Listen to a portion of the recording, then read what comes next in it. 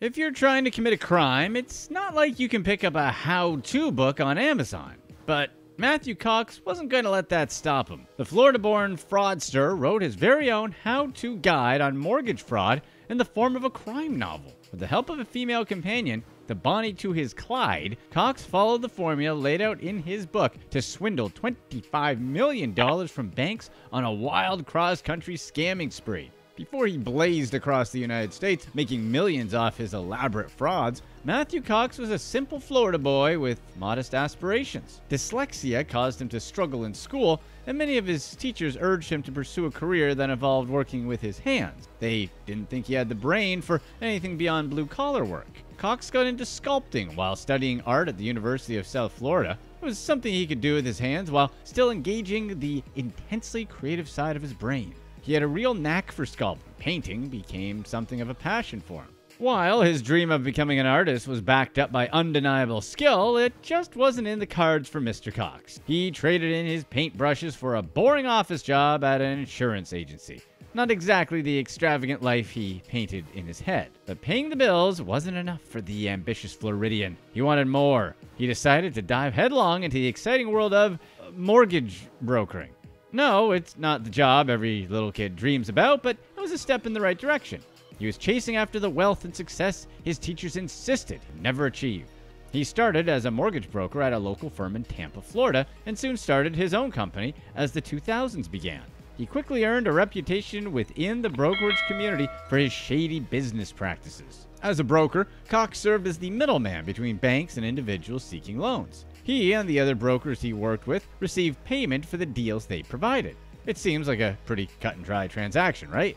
Well, even in the infancy of his career in the mortgage business, Cox was finding ways to cut corners, fudge numbers, to make sure he pocketed as much cash as he could. His initial scams were simple compared to the high-level financial frauds you read about online, and the ones Cox would eventually be involved. But every con man has to start somewhere. Cox began testing the scamming waters at his own Tampa mortgage firm, where he would routinely falsify documents to secure loans for his clients.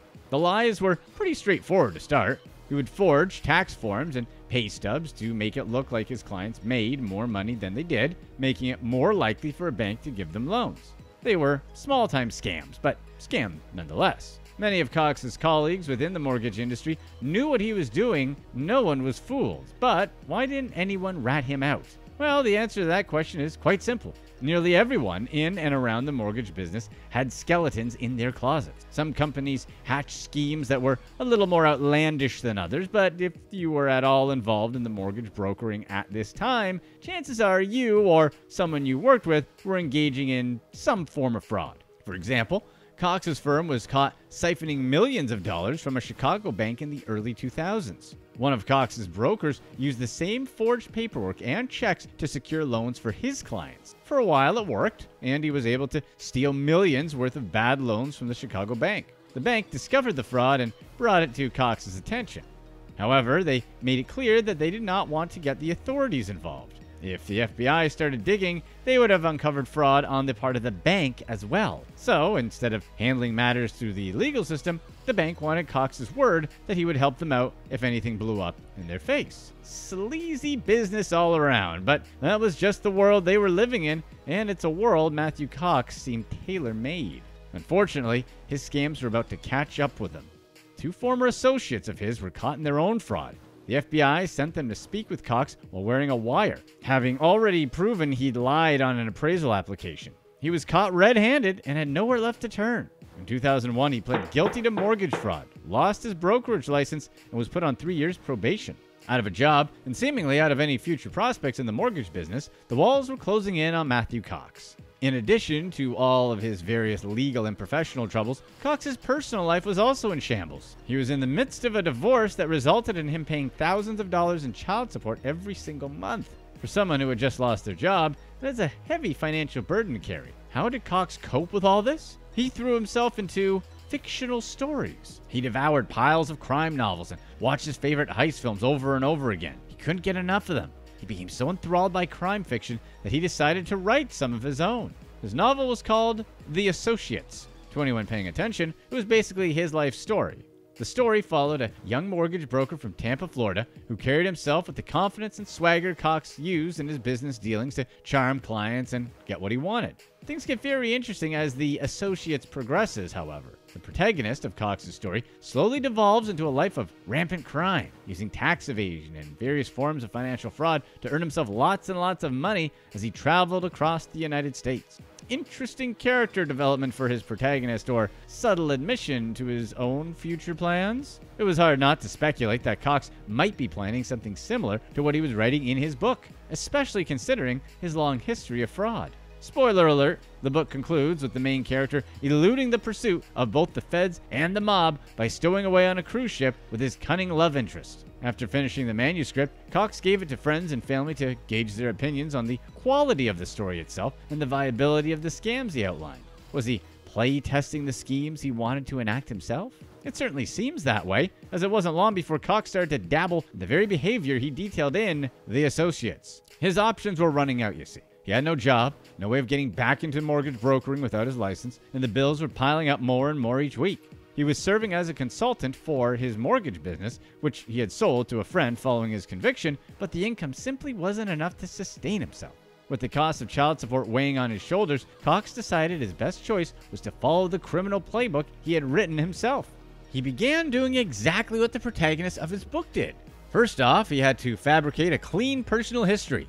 No one with his track record would be allowed to step foot anywhere close to a bank or mortgage office without red flags popping up. To successfully carry out this fraud, he had to invent new identities. To do this, he lied to the Social Security office, claiming he was the father of an infant child who had never gotten their paperwork properly filled out. He used forged birth certificates and vaccination records to legalize those fresh identities. With the Social Security's numbers in hand, he had everything he needed to start signing up for credit cards using the fake identities he created. The fraud was elaborate. It had to be to ensure it wouldn't be discovered. He used many credit cards to buy dozens of properties to carry out massive mortgage scams. He made up fake companies and banks. He fabricated pay stubs and other financial records, all to cover up his tracks and make it look like his phony identities were legitimate people with lives and jobs of their own. In reality, it was all just Matthew Cox with a bag full of burner phones and fake Social Security cards. How did he keep track of it all? According to Cox, he kept a color coding scheme. All his fake names were Mr. Blue, Mr. Green, Mr. Black, Mr. Brown. He compared it to Quentin Tarantino's film Reservoir Dogs. His schemes gradually grew into a sizable criminal operation with multiple co-conspirators helping him out. The formula was pretty simple. Cox and his associates would buy homes and other real estate using fake names and financial records he had personally forged. He would often decorate the walls of these houses with beautiful murals that he had painted himself, making the properties appear to be more high class than they actually were. Next, he would fabricate documents that said he had purchased the properties for much more than he actually did. With these phony papers in hand, he could take the house to an actual appraiser who would value the property for a whole heck of a lot more than Cox originally paid for it.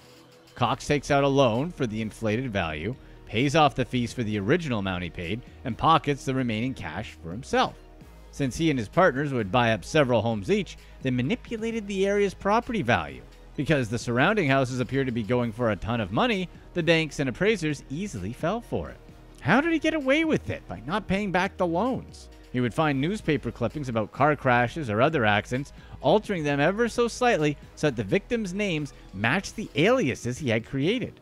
Mr. Green was his favorite moniker, for instance. He would send a letter with the news clippings to the bank claiming to be a close relative of Mr. Green's. After explaining that Mr. Green was in a coma and unable to make payments on the loan, the bank would foreclose the property, and Cox was free to continue his scam elsewhere, having already collected the money on that particular piece of real estate. Cox was the perfect person to carry it out too. Not only did he already have a grasp of every detail of the con after writing his book, his artistic talent allowed him to forge all of the necessary documents. It seems he was finally putting his art degree to good use and simultaneously proving all the people who told him he would never be smart enough to make it in the world very, very wrong. Cox was a real-life character in a crime novel of his own creation, but there was still one aspect of his book that had not yet taken shape. The protagonist of The Associates always had a trusty female companion by his side, a Bonnie to his Clyde, if you will. Something was missing in Cox's life until then, but that was about to change. Cox first set his eyes on a young married woman from Tampa named Allison Arnold. She was swept off her feet by Cox's confident persona and grand schemes he detailed to her during their relationship. It seemed he finally had the right-hand woman, or so he thought. It turns out that Arnold wasn't so keen on leaving her life in Tampa to run a criminal empire alongside Cox, so the two grew apart.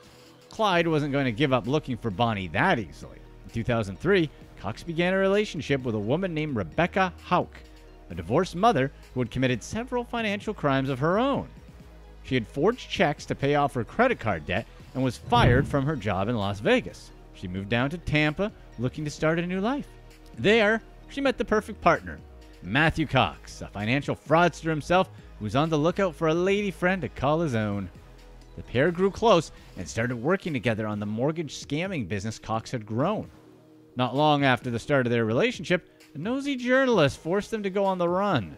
A local reporter named Jeff Testerman was hot on Cox's trail, having launched an investigation into his dubious business practices. Rather than risk capture, Cox and his new gal pal hightailed it out of town, settling down nearly 500 miles away in Atlanta, Georgia. The Lovebird scammers weren't long for Atlanta, though. After failing to report to his probation officers, Cox officially became a fugitive of the state, and they were forced to stay on the run to avoid getting caught. But he didn't let being on the run stop him from conducting his mortgage scams. If anything, the constant moving made it easier for him to remain undetected as he defrauded his various victims. Moving from place to place also made it easier for Cox to find identities to carry out the frauds. Rather than go through the hassle of creating fake identities, Cox would simply steal real people's information and use it to take out fraudulent loans. He used all kinds of trickery and deception to get his hands on victims' social security numbers and birth certificates. He put ads in the paper promising home loans in exchange for people's sensitive info, which surprisingly worked on many occasions. It seems people aren't quite as careful with their personal details as they should be. Cox even went as far as to pose as a Red Cross worker to steal homeless people's identities. He was a con man without a conscience. His only concern was completing the next scam and getting out of town before anyone caught on. While the couple was still in Atlanta, they started renting a house from a man whose identity Cox would eventually steal. He forged personal documents and assumed his landlord's identity to take out hundreds of thousands of dollars in loans on the house. He deposited that loan money into their bank account and disappeared into the wind. You can understand why it was quite difficult for the authorities to catch on to their well-planned frauds when their location was constantly changing. They repeated this formula time and time again as they traveled from state to state. They were among the most wanted fugitives in America. Wanted posters were put up in loan offices and banks across the country, cementing the star-crossed scammers as the bona fide Bonnie and Clyde of mortgage fraud. Things didn't always go smoothly for Cox and his accomplice, though. On multiple occasions, Cox was caught by the authorities, but he was able to slip through their fingers every time, thanks to his meticulously crafted aliases and fake identities. In South Carolina, police arrested Cox after a bank employee flagged his bank account for fraud. However, before spending any time behind bars, Cox was released from custody after telling the police his name was Gary Lee Sullivan, one of about 30 fake names he kept in rotation. Because this Gary Lee Sullivan character had no outstanding warrants, Cox was released. He and Hauk immediately fled to Houston, out of the grasp of the authorities. The couple constantly slipped through the cracks as they ran rampant all over the American mortgage business. In all, he scammed something in the ballpark of $25 million from all of his victims. While in Houston, the couple's relationship met its end. They split up, and Hauk went into hiding under a fake name. A year later, she was arrested and sentenced to 6 years in prison, followed by 5 years of supervised release. But where was the other half of the prolific scamming duo? In 2006, Cox had been placed on the Secret Service's most wanted fugitives list. The authorities' 3-year search for the slippery mortgage fraudster was heating up, but his whereabouts were still unknown at this point. After his breakup with Rebecca Hauk, Cox moved to Nashville, Tennessee. He was trying his best to lead a normal life under the name Joseph Carter. He had sparked a relationship with a single mother named Amanda Gardner, who did not know about his criminal history or current notoriety. He pretended to own a home restoration business and explained away his luxury car and fancy home by claiming to be from a wealthy family. Things were going relatively well for the new couple. They even went on a cruise to the Greek Isles together, a trip Cox had to fabricate a clean passport to go on. But what's another falsified document, right? While Cox grew closer to his latest love interest, the 60-year-old babysitter for Gardner's child wasn't so keen on her new boyfriend. She sensed that something was off about Cox that she couldn't quite put her finger on. After some internet digging, the babysitter discovered that Joseph Carter was the wanted fugitive Matthew Cox. She got in touch with Cox's old pal Jeff Testerman, the journalist who originally ran the fraudster out of Tampa. Testerman was able to get the babysitter connected with Rebecca Houck's lawyer, who presented the information to the authorities. After all the carefully thought out lies and diligently created aliases, the thing that ultimately busted Matthew Cox was his girlfriend's 60-year-old babysitter. In November of 2006, Cox was arrested at his Nashville home. The con was finally up. Houck's sentence was reduced from 70 months down to 42 months for her part in her ex-boyfriend's capture. Cox's story didn't end like the one he wrote in his book. He dreamed of escaping the feds and fleeing to a foreign country where he could live out the remainder of his life in peace with the woman of his dreams. In reality, lovers had become traitors, babysitters became trusted informants, and Matthew Cox faced many years behind bars for his crimes. He was charged with 42 total counts of fraud and was facing a felony charge for fleeing while on probation. It looked like Cox would never see the outside of a jail cell again, as he was staring down a maximum sentence of 400 years for all the charges against him. He and his attorneys were able to negotiate the sentence down to a maximum of 54 years. The fraudster turned fugitive turned felon pleaded guilty to bank fraud, passport fraud, identity theft, conspiracy to commit mortgage fraud, and violating his probation in April of 2007. Later that year, he was sentenced to 26 years in jail and ordered to pay nearly $6 million in restitution for the victims of his crimes. While in prison, Cox returned to the thing that had set him out on his life path in the first place: writing crime novels. He became a true crime author, penning the life stories of the various criminals he met while serving out his sentence. One such book was about the life and crimes of notorious arms dealer Ephraim Diveroli. Cox sat with Diveroli and wrote out the details of his crazy past, turning them into a true crime memoir. When Diveroli left Cox's facility, he took the manuscript Cox had written and turned it into a memoir of his own called Once a Gunner. This book was adapted into the 2016 film War Dogs, starring Jonah Hill as Diveroli. Now Cox was being ripped off, as Diveroli took his jailmate's work for himself. Cox claims he was never compensated for the book sales or subsequent film royalties, but the two are still in the process of settling the dispute. Cox got an early release from prison in July of 2019. Today, he still runs his very own YouTube channel where he continues to upload content to this day. Click here to watch one of these next videos.